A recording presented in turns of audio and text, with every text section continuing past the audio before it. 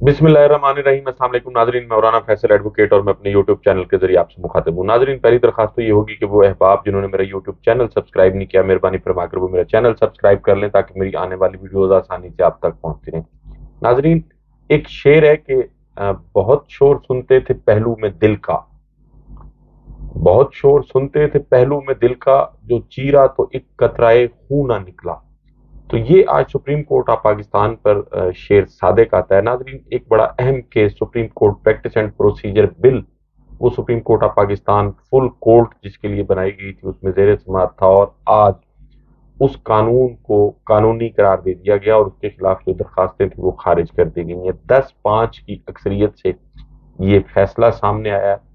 और बुनियादी तौर पर ये कानून क्या है इस पर भी बात करते हैं, लेकिन पाकिस्तान का आइन क्या कहता है सबसे पहले ये जानना जरूरी है। नाजरीन, पाकिस्तान का जो आइन है इसका प्रियम्बल या जिसको हम तमहीद भी कहते हैं, उसमें ये कहा गया है कि यानी the independence of judiciary shall be fully secured, यानी अदलिया की जो आज़ादी है उसको मुकम्मल जो है वो तहफ़्फ़ुज़ दिया जाएगा। और इसके बाद सुप्रीम कोर्ट ऑफ पाकिस्तान को इसी आइन के आर्टिकल 191 के तहत जो है वो अपने रूल्स एंड रेगुलेशन और अपने कवानीन जो है वो बनाने का इख्तियार भी दिया गया। लेकिन जब ये पीडीएम की हुकूमत बरसरे इक़्तिदार थी तो कुछ सू मोटो केसेस के हवाले से, ख़ुसूसन इलेक्शन के हवाले से, चूंकि मामलात सुप्रीम कोर्ट में आ गए थे और फिर सुप्रीम कोर्ट ने 14 मई को इंतखाबात के हवाले से फैसला जो था वो भी जारी किया था, तो इसको चैलेंज कर दिया गया था एक किस्म की कानून साजी के जरिए। वो इख्तियार जो खसूसन बाकी उसकी जो चीज़ें हैं उस पर फिर किसी वीडियो में बात करेंगे कि सुप्रीम कोर्ट ऑफ पाकिस्तान के जो चीफ जस्टिस का जो बेंचेस तश्कील देने का, बेंच कॉन्स्टिट्यूट करने का इख्तियार था, उसको चीफ जस्टिस ऑफ पाकिस्तान से लेकर 3 सीनियर जजेस को देने के इसमें कानून में तब्दीली की गई थी कि अब अकेले जो चीफ जस्टिस है वो बेंच कॉन्स्टिट्यूट नहीं करेंगे बल्कि 3 सीनियर जज जो है वो कॉन्स्टिट्यूट करेंगे। और फिर ये भी था कि 184(3) में अगर कोई 2 या 3 रुकनी बेंच जो है वो किसी केस को सुनता है और उस पर फैसला करता है, तो फिर उसकी जो अपील है वो उससे ज्यादा जजेस समाप्त करेंगे। यानी अगर 3 जजेस पर मुश्तमिल बेंच ने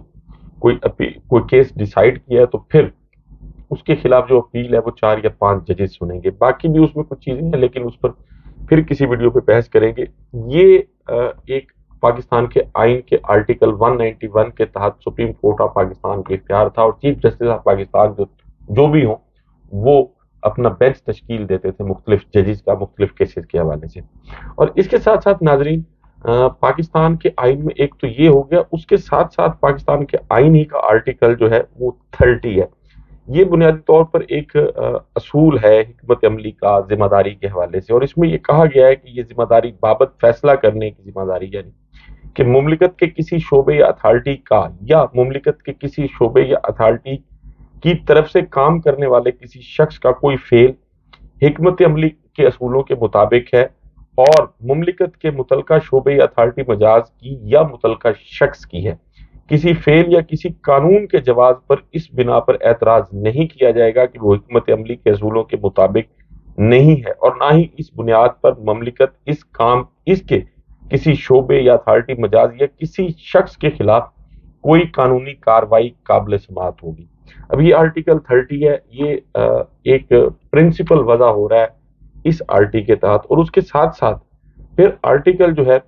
वो 67 भी है पाकिस्तान ही के आइन का, और उसमें कवायद व जवाबत जो है वो बताए गए हैं कि आइन के ताबिक कोई ईवान अपने ज़ाब्ते कार, यानी कोई ईमान अपने ज़ाब्ते कार अपनी कार्रवाई के इंसराम को मुंजबित करने के लिए कवायद बना सकते हैं, और ऐसे इससे मुराद यानी इसके बावजूद काम करने का इख्तियार होगा कि उसकी रुकनीत में कोई जगह खाली हो, और ईवान की कोई कार्रवाई इस बुनियाद पर नाजायज नहीं होगी कि कुछ अशखास जो ऐसा करने का हक नहीं रखते थे कार्रवाई के दौरान बैठने, वोट देने या किसी और सूरत में हिस्सा लेते रहे। और फिर ये भी है कि इसकी जो दूसरी शिक है उसके तहत कवायद बनने तक किसी ईवान में ज़ाब्ते कार और कार्रवाई के इंसराम को सदर के बनाए हुए कवायद व ज़ाब्ता कार के तहत मुंजबित किया जाएगा।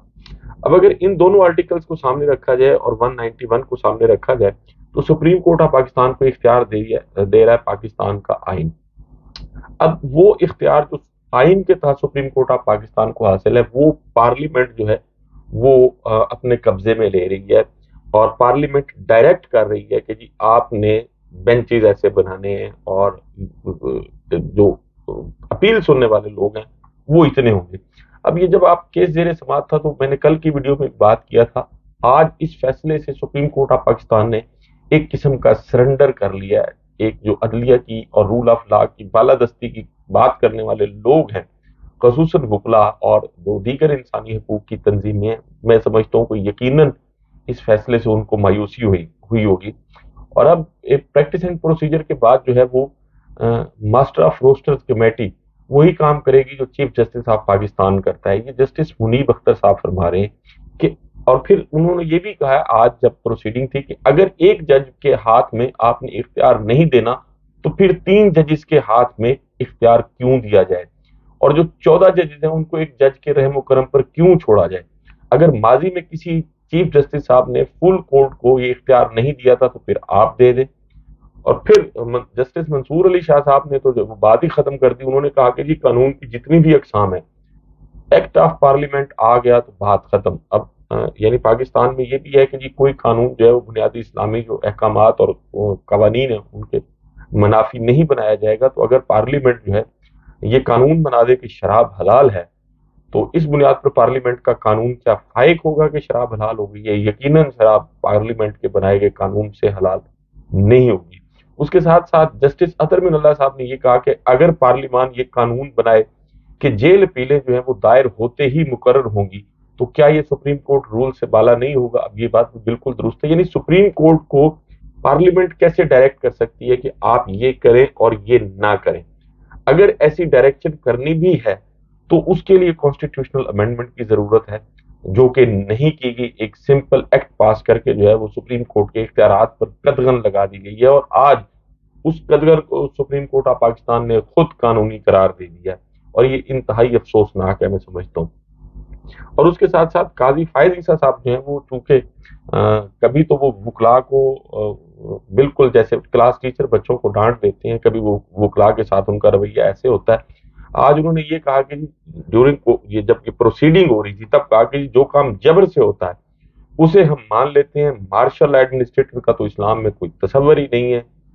اب وہ یعنی وہ بات لے کے آ رہے تھے کہ جیسے جو چیف جسٹس ہے اس کو بھی یقیناً اس کے ساتھ بھی کوئی ہونے چاہیے اور ان کو بھی مارشل ایڈمنسٹریٹر نہیں ہونا چاہیے. اور پھر یہ بھی کہا کہ جابر جو کام کرے گا اس پر تو پوری اسلامی مملکت خاموش رہتی ہے، اور یہاں سپریم کورٹ سے جو ہے اختیار لیا نہیں گیا بلکہ دیا گیا. یعنی وہ مطلب یہ ایسا مذاق کیا گیا کہ چیف جسٹس آف پاکستان کو پابند کر دیا گیا اس اختیار کے اس قانون کے ذریعے کہ جی آپ اکیلے بینچ نہیں بنائیں گے بلکہ آپ کے ساتھ 2 اور لوگ ہوں گے جو بینچ بنائیں گے. اور پھر جب اس میں اٹارنی جنرل صاحب آج آرگومنٹس کر رہے تھے تو انہوں نے اسٹیل مل کیس اور ریکوڈک کیس کا جو ہے وہ بھی حوالہ دیا، اور یہ بھی کہا کہ جی ان کیسز کے نقصانات جو ہیں وہ 206 ارب روپے تک جو ہے وہ ہو گئے ہیں. اس پر جو جسٹس مظاہر علی اکبر نقوی صاحب ہیں انہوں نے بڑا کوئک رسپانڈ کیا، اور انہوں نے کہا کہ جی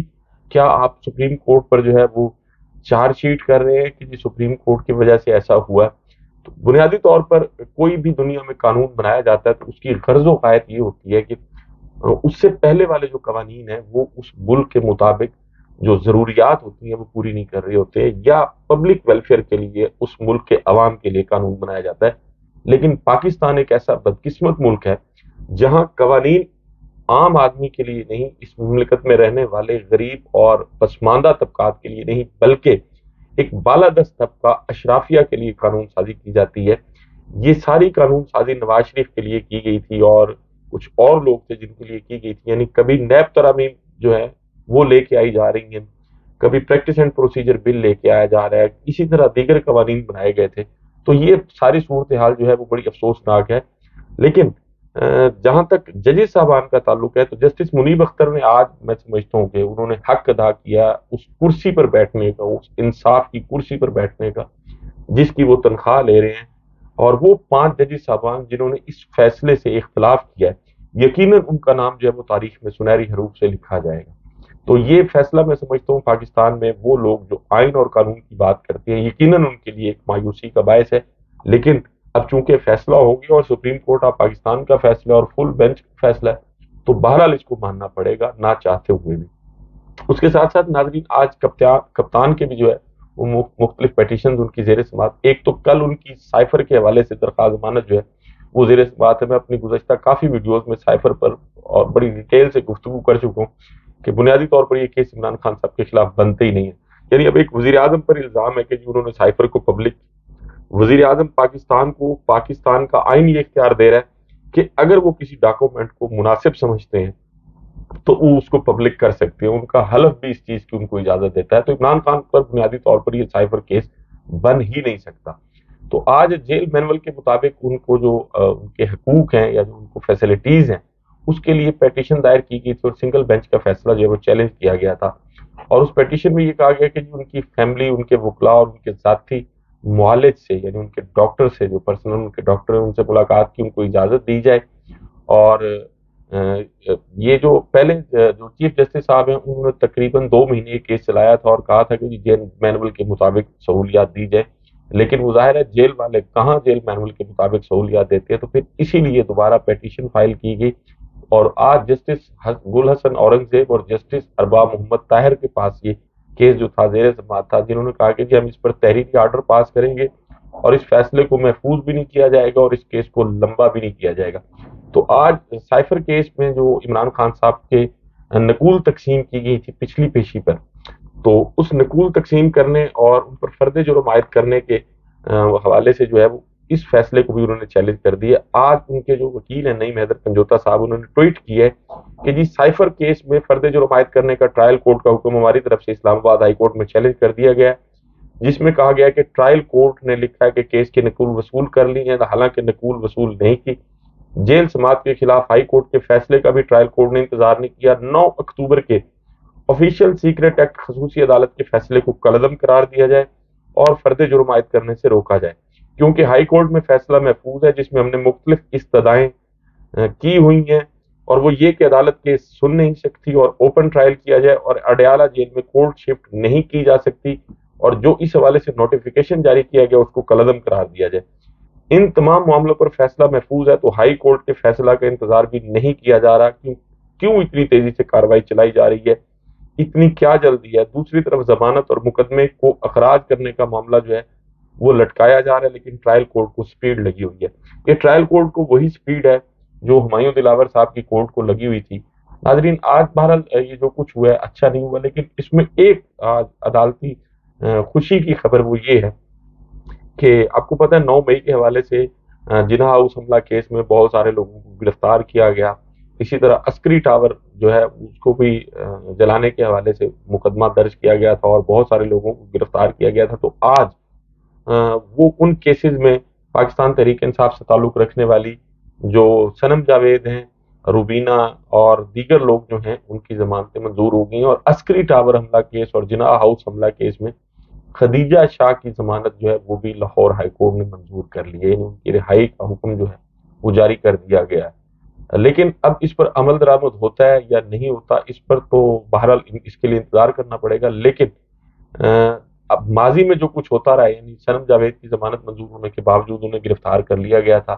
تو اب بھی دیکھنا یہ ہوگا کہ کیا انہیں گرفتار کیا جاتا ہے یا رہا کر دیا جاتا ہے۔ ناظرین آپ سے ملاقات ہوگی اگلی ویڈیو میں۔ اپنا اور اپنے ارد گرد کے لوگوں کا بہت خیال رکھیے گا۔ اللہ حافظ۔